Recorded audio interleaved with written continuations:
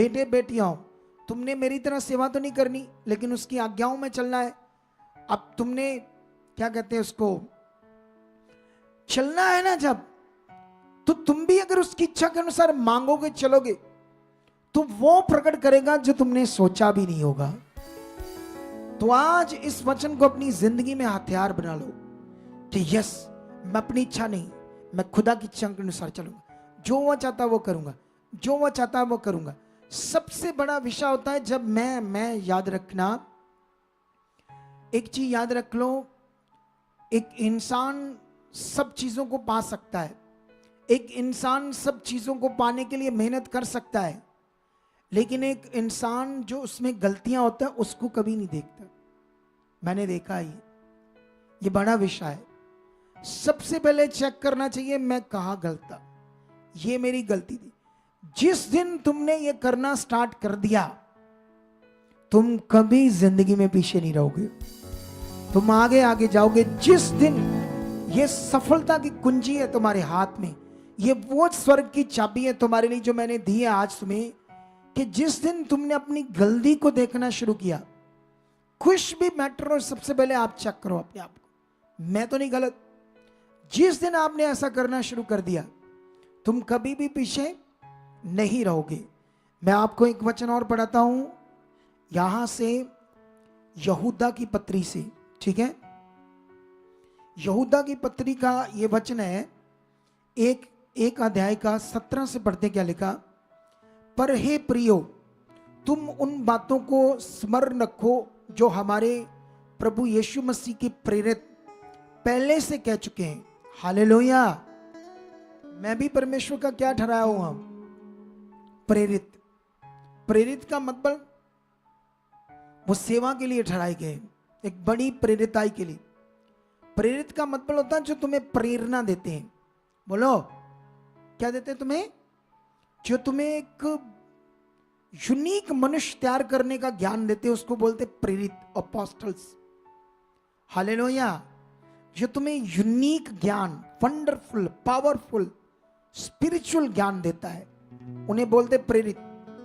लेकिन यहां पर ऐसे लिखा है, पर हे प्रियो, तुम उन बातों को स्मरण रखो जो हमारे प्रभु यीशु मसीह के प्रेरित पहले से ही कह चुके हैं। वे तुमसे कहा करते थे कि पिछले दिनों में ऐसे ठट्ठा करने वाले होंगे जो अपनी अभक्ति की अभिलाषाओं के अनुसार चलेंगे। उन्होंने पहले से बता दिया था कि तुम में कुछ ऐसे लोग होंगे तुम्हें जो डाइवर्ट कर देंगे, जो बुद्धि शरीर की बातों से तुम्हारा मन खराब कर देंगे। उन्हें अभक्ति वाले लोग कहते हैं, अपनी इच्छा अपनी अभिलाषाओं में चलने वाले लोग कहते हैं। वो क्या करेंगे, अनुसार चलेंगे।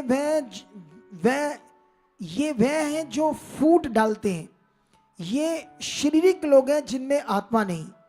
पर हे प्रियो, तुम अपने अति पवित्र विश्वास में उन्नति करते हुए और पवित्र आत्मा में प्रार्थना करते हुए अपने आप को परमेश्वर के हाथ में बनाए रखो और अनंत जीवन के लिए हमारे प्रभु यीशु मसीह की दया की बाट जोते रहो।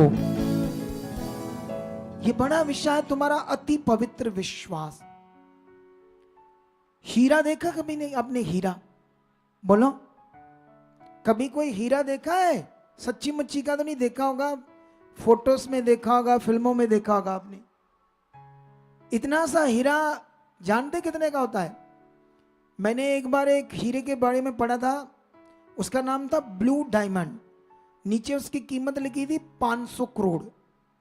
इतना सा पत्थर 500 करोड़ का अगर तुम्हारे पास आ जाए तो क्या होगा? अल्लाह, मैं तो 200 करोड़ का हेलीकॉप्टर ले आऊंगा,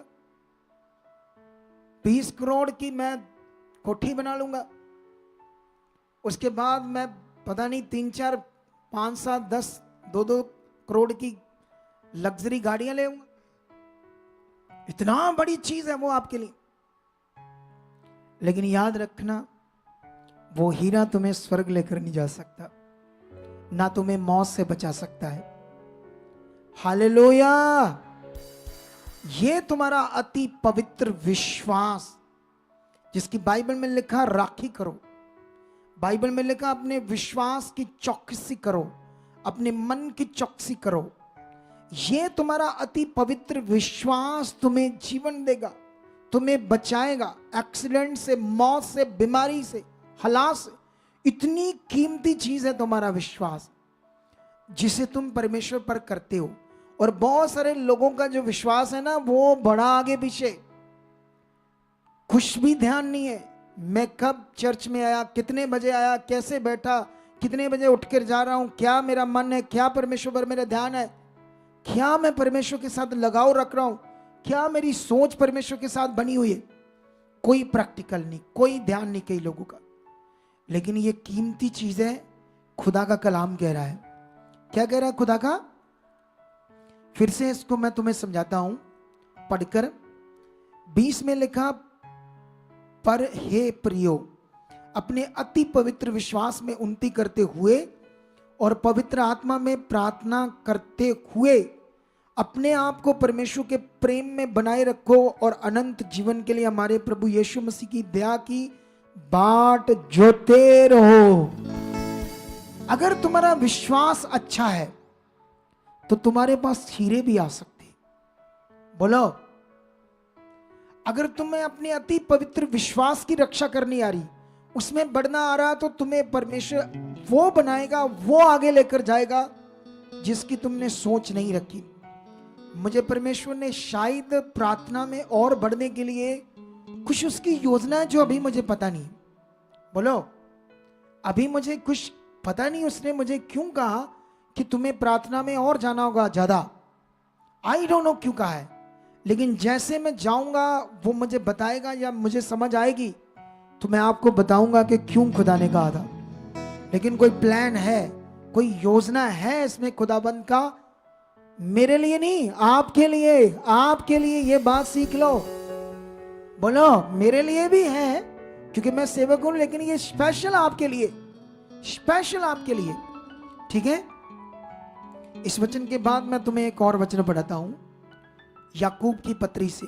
ठीक है, इस वचन में क्या एक बात हम पढ़ेंगे आपके लिए,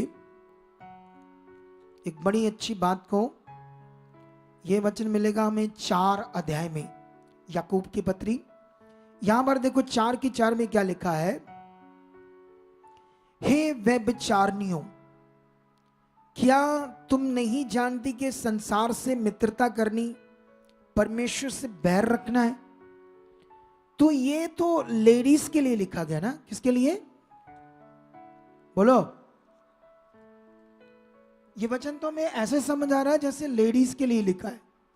किसके लिए? तो क्या लेडीज अकेली व्यभिचारिणियां होती हैं, बंदे नहीं होते? बोलो,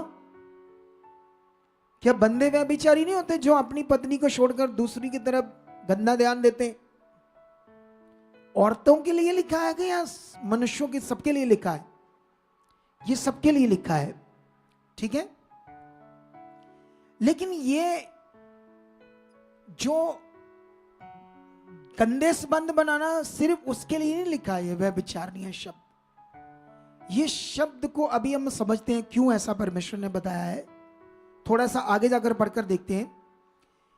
आप जानते हो बाइबल में एक जगह पर मूर्ति पूजा को भी व्यभिचार रखा है। कहा है या नहीं? पता है या नहीं पता आपको? बोलो, अगर हम चोरी करते हैं ये भी एक व्यभिचार है। अगर हम किसी के साथ अन्याय करते हैं तो ये भी एक व्यभिचार है। यहां एक बड़ा विषय हो रहा है गलत जिंदगी के ऊपर, व्यभिचार के ऊपर। अकेला व्यभिचार वो नहीं है जो औरत और बंदे का नाजायज रिश्ता होता है, उसको नहीं अकेला कहा परमेश्वर ने, वो तो है ही। वो तो बहुत जगह परमेश्वर ने हमें बताया ही कि ये करने वाले नष्ट होंगे, नरक की आग में सड़ेंगे। ठीक है, लेकिन याद रखना यहां पर यह लिखा है कि संसार से मित्रता रखना, परमेश्वर से बैर रखना है। अब ये याद रख लो, जो पहला स्थान संसार को देता है, काम काज, चीजों को, चीजों के लिए लालच है, रात दिन उनका मन संसार में। लेकिन याद रखना, अगर आपका मन परमेश्वर में है तो वो आपको सब कुछ देगा जो आपको चाहिए। इसीलिए यीशु मसीह ने एक वर्ड कहा था कि इन आकाश के पक्षियों को देखो, ना ये बीजते, ना काटते, ना खत्तों में भरते, इन्हें कौन खिलाने को देता है? स्वर्गीय पिता। इसीलिए यीशु मसीह ने कहा था तुम किसी भी बात की चिंता ना करो, ना खाने की, ना पीने की, ना पहनने की, क्योंकि तुम्हारा स्वर्गीय पिता जानता है तुम्हें किन चीजों की आवश्यकता है, जरूरत है। तो यीशु मसीह ने कहा वो तो जानता है। जब तुम्हारे लिए उसने आसमान बनाया तो वो जानता था तुम्हें चाहिए। जब उसने तुम्हारे लिए सूरज बनाया तो वो जानता था तुम्हें चाहिए, पानी चाहिए था, वो जानता था। तुम्हें गेहूं चाहिए, चावल चाहिए, सब्जियां चाहिए, वो जानता था। दूध चाहिए, फ्रूट चाहिए, लोहा पित्तल जो चाहिए वो जानता था, उसने तुम्हें बनाकर दिया। लेकिन हम भूल जाते हैं कि वो हमारा रचनाहार है, वो हमें रचने वाला है, वो हमें चुनने वाला है, वो हमारा पालनहारा है, वो हमारे लिए इंतजाम करेगा। हम ये भूल जाते हैं और बुद्धि लगाते हैं, अपना तरीका लगाते हैं।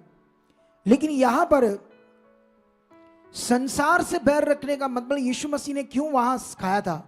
उसने यही कहा था कि तुम संसार में ना जाओ, संसार में ना ध्यान दो। अपना पहला ध्यान कहां दो?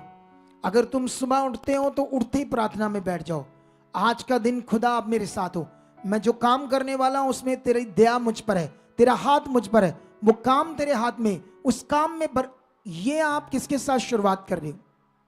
परमेश्वर के साथ। कुछ लोग उठते ही मोबाइल पकड़ते हैं, विश्वासी, चल ये वीडियो, चल वे वीडियो, चल वे व्यू, चल वो व्यू। मोबाइल उठते ही पकड़ते हैं, ये वीडियो, वो वीडियो, ये देख ला, वो देख लिया, ये देख लिया। आधा घंटा श्रापित करते हैं, 1 घंटा अपने आप को श्रापित करते हैं और उठते हैं, उबले गुबले से बन जाते हैं। आप देखना, जो विश्वासी लोग जब गलत वीडियोस देखते ना, अजीब सा उनको एक फीलिंग आती है देखने के बाद, डर भी आता है, अंदर से एक आवाज भी आती है मैं गलत कर रहा हूं, लेकिन फिर भी वो राइट कर नहीं पाते। उठते ही बैठ जाओ, उठते ही परमेश्वर के सामने प्रे में जाओ, धन्यवाद, आज का दिन तुमको ये प्रैक्टिकल करना होगा बेस्ट जिंदगी के लिए। कोई ऑप्शन नहीं है तुम्हारे पास। हमारे पास मिनिस्ट्री से, हर मिनिस्ट्री से लोग आते हैं, ले हैंड होती है, 2 साल 4 साल 5 साल जाते हैं, जब ये बातें पकड़ते हैं उनके रिजल्ट आते हैं बड़े बड़े। अगर तुमने यहां नहीं पकड़ा इस ज्ञान को तो तुम्हारे रिजल्ट यहां भी नहीं आएंगे। फिर तुम्हारे दिमाग में शैतान डालेगा वहां जा, फिर आएंगे, ऐसा कुछ नहीं है। इसी में तुम्हारे रिजल्ट है, अगर तुम पकड़ रहे हो तो। हालेलुया। कितने लोगों को यह बात समझ आ रही है? उसने तुम्हें एक बड़े मकसद के लिए चुना है, उसने तुम्हें लोगों पर प्रकट करने के लिए चुना है। जब मुझे चुना, मेरे गांव, मेरे शहर में, मेरी कॉलोनी में, मुझे परमेश्वर ने प्रकट कर दिया मैं खुदा का दास हूं। तुम्हारा जीवन, तुम्हारा विश्वास, तुम्हारा रिश्ता खुदा के साथ है। वो खुदा तुम्हारे एरिया में, तुम्हारे नगर में, गांव में, शहर में तुम्हें प्रकट करने वाला है। क्या तुम सच्चे तरीके से, अद्भुत तरीके से अपने रिश्ते को बनाकर जो सीख रहे हो चलने के लिए रेडी हो? तो ये विषय जो बताया गया यहां पर वर्ड के अंदर कि संसार से मित्रता रखना परमेश्वर से बैर रखना है। आगे लिखा, अतः जो कोई संसार का मित्र होना चाहता है वह अपने आप को परमेश्वर का बैरी बनाता है। क्या तुम ये समझते हो कि पवित्र शास्त्र व्यर्थ कहता है? इस बात को वो व्यर्थ कहता है। परमेश्वर का ज्ञान क्या व्यर्थ है? जब जीवन की बातें। बोलो। आगे लिखा, जिस आत्मा को उसने हमारे भीतर बसाया है, क्या वह ऐसी लालसा करता है जिसका प्रतिफल दाह है या नाश है? वह तो और भी अनुग्रह देता है। इस कारण यह लिखा है कि परमेश्वर अभिमानियों का विरोध करता है और दीनों पर अनुग्रह करता है। हालेलुया। क्या करता है वो? दीनों पर। दीन कौन? जो नम्र मन वाले, जो अधीन रहकर चलते परमेश्वर के साथ, जो अगुए के भी अधीन रहते, अपनी बुद्धि नहीं लगाते, अपना तरीका नहीं लगाते। लिखा उन पर परमेश्वर अनुग्रह करता है। और साथ में बड़ा पावरफुल लिखा है, जो आपके लिए उन पर अनुग्रह करता है परमेश्वर, दीनों पर जो अधीन रहकर चलते हैं। साथ में लिखा, इसलिए परमेश्वर के अधीन हो जाओ और शैतान का सामना करो तो वह तुम्हारे पास से भाग जाएगा। हालेलुया। कितने लोगों को ये बात वचन समझ आ रहा है?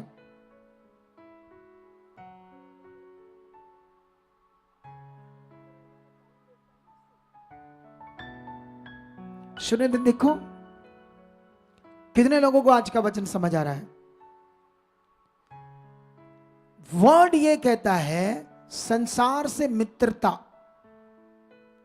अगर तुम यहां जब आए हो, शुरू में तो जो भी लोग नए आए हैं वो बेचारे शरीर में, उन्हें नहीं पता परमेश्वर का ज्ञान, शुरू में नहीं समझ आती।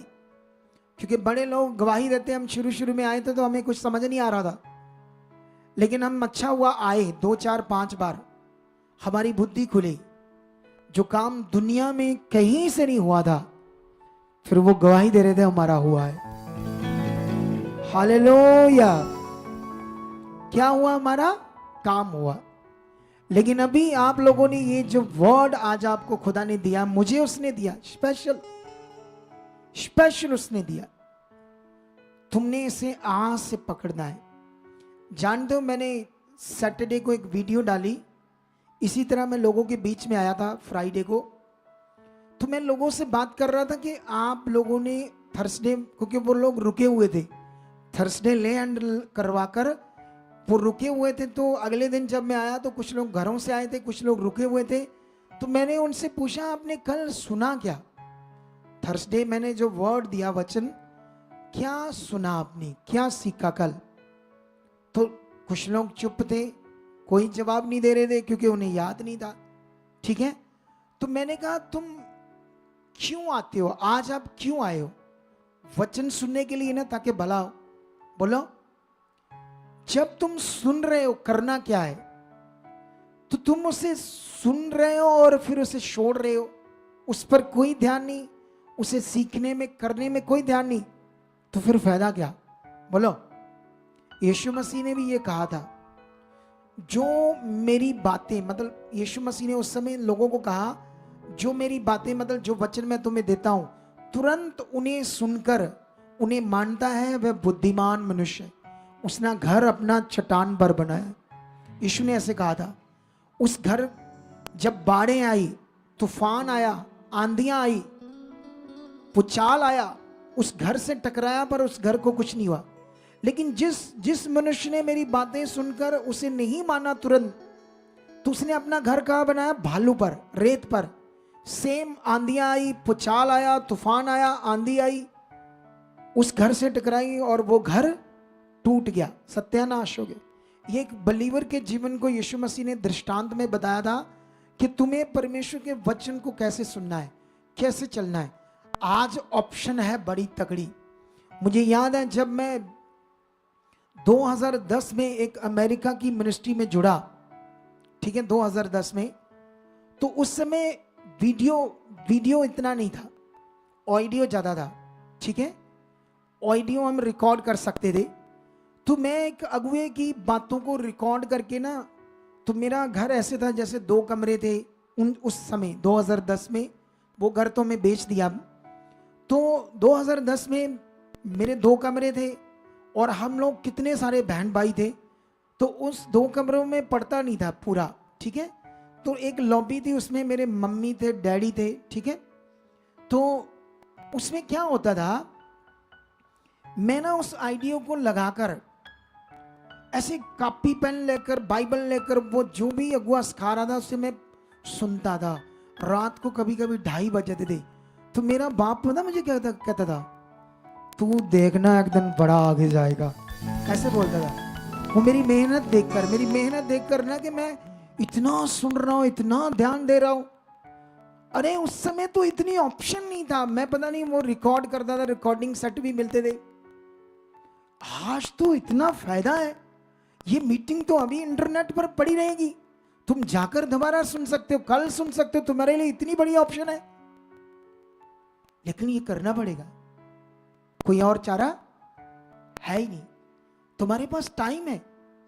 तुम घर जाओगे ना जब आज संगति से, तो तुम खाना तो यहां से खा लोगे, लंगर जो बना है, उसके बाद हो सकता है और चाहिए थोड़ा बहुत बना लोगे घर जाकर, उसके पास तेरा टाइम है। लेकिन अगर शरीर काम कर रहा है तो ये कर वो कर, फोन सुन लिया, ये कर, चल टाइम खराब, सो गए। फिर उठे, ये कर वो कर, टाइम खराब, चल, वो भी दिन गया, काम पर चल गए, ये किया वो किया। आपने वो नहीं किया जो आपको करना चाहिए था, जैसे मैंने किया। हालेलुया। मेरा बाप मुझे कहता था तू सच्ची एक दिन कुछ करेगा, देखना, क्योंकि मैं तेरी मेहनत को देख रहा हूं, तेरे काम को देख रहा हूं। क्योंकि वो भी लॉबी में था, उसकी मंजी एक तरफ थी, तो मैं क्या करता था, उसको आवाज ना सुने, वो डिस्टर्ब ना हो, हल्की आवाज करके पास रखकर सुनता रहता था। तो वो बुजुर्ग थे, मतलब थोड़ा एज था, तो वो इतनी ज्यादा नहीं ना सोते एज लोग, जल्दी उनको समझ आ जाती है कोई आसपास कुछ होता है, तो उसको समझ आती थी मैं उठा हूं, कुछ कर रहा हूं। तो उसने ऐसे मुझे कहा था। कितने लोग आज ये बात पकड़ चुके हैं। बाइबल में एक जगह पर लिखा है, पुराने नियम में, शायद व्यवस्था विवरण में, परमेश्वर ने कहा मैं तुम्हारे सामने मौत और श्राप भी है, और फिर उसने कहा मैं तुम्हारे सामने जीवन और आशीष को रखता हूं। ऐसे कहा परमेश्वर ने पुराने नियम में। उसने कहा तुम्हारे सामने मौत और श्राप भी है, और फिर परमेश्वर ने कहा मैं तुम्हारे सामने जीवन और आशीष को रखता हूं। और फिर परमेश्वर ने कहा मैं चाहता हूं कि तुम जीवन और आशीष को चुनो। ये मैं ऐसे चाहता हूं, मैं ऐसे चाहता हूं कि तुम इस चीज को चुनो। उसने ये कहा कि ये तुम्हारे हाथ में, ये तुम्हारे हाथ में, ये लेना क्या चाहते हो तुम? जीवन और आशीष लेना चाहते हो, या मेरे से भागकर, मुझसे आगे पीछे होकर, अपनी बुद्धि लगाकर श्राप में जाना चाहते हो, प्रॉब्लम में रहना चाहते हो? ये तुम्हारे ऊपर है। खुदा ने मुझे क्यों खड़ा किया और तुम्हें क्यों चुना? आज अगर मेरे मुख से परमेश्वर बातें कर रहा है तो वो खुदा कर रहा है तुम्हारे लिए। वो तुमसे बात कर रहा है तुम्हारे जीवन के लिए, तुम्हारी उन्नति के लिए, तुम्हें आगे बढ़ाने के लिए, तुम्हें जबरदस्त ब्लेस करने के लिए। हालेलुया। एक दिन देखना हमारी ब्रांचें कितनी होगी, क्योंकि मेरा विश्वास है एक दिन तुम देखना उन ब्रांचों में हजारों की तादाद में लोग होंगे। एक दिन तुम देखना, तुम वो गवाहियां, वो काम, वो बातें सुनोगे जो तुम्हारे चित्त में भी नहीं आई होंगी। ऐसा खुदा करेगा, क्योंकि ये मेरा विश्वास है, ये मेरा रिश्ता है, और मैं खुदा का प्यासा हूं उसके साथ चलने के लिए। हालेलुया। अब तुम्हारी बारी है इसको पकड़ना। वो तुम्हें सिखा रहा है, तुम्हें चलना सिखा रहा है, तुम्हें तैयार कर रहा है परमेश्वर मेरे मुख से। इसीलिए तुम्हारे ऊपर उसने मुझे अगुआ नियुक्त किया है। इसीलिए परमेश्वर ने तुम पर अगुआ नियुक्त करके तुम्हें चुनकर मेरे पास लाया है, ताकि तुम्हें समझ आए क्या करना है। अगर तुम सुन रहे हो, तुम भूल गए हो, तो तुम्हारे पास ऑप्शन है, दोबारा वचन को निकालो, बैठ जाओ, सुनो। कितना 1 घंटे का वचन होगा? 1 घंटा क्या होता है? 1 घंटा तो रील्स लोग देखते हैं, विश्वासी लोग भी अपना टाइम खराब कर लेते हैं, रील्स देखते हैं। रील्स, शारीरिक, फोन खोलो, रील स्टार्ट हो जाएगी, ये वीडियो, ये वीडियो, ये वीडियो, ये वीडियो। पागल हो जाते हैं लोग इसको देखते देखते। इतनी नेगेटिविटी काम करती है लोगों में। लेकिन कितने लोगों को आज समझ आई क्या करना है? हालेलुया। You are ready. इस बेस्ट ज्ञान को जो खुदा ने तुम्हें जिंदा तगड़ा बनाने के लिए दिया है, आज वो स्पेशल तुमसे कैरेक्टर्स में बात नहीं कर रहा था, परमेश्वर आज तुम्हारे मन के ऊपर बात कर रहा था। इसे दोबारा सुनना, इसका बड़ा फल तुम्हारी जिंदगियों में आने वाला है।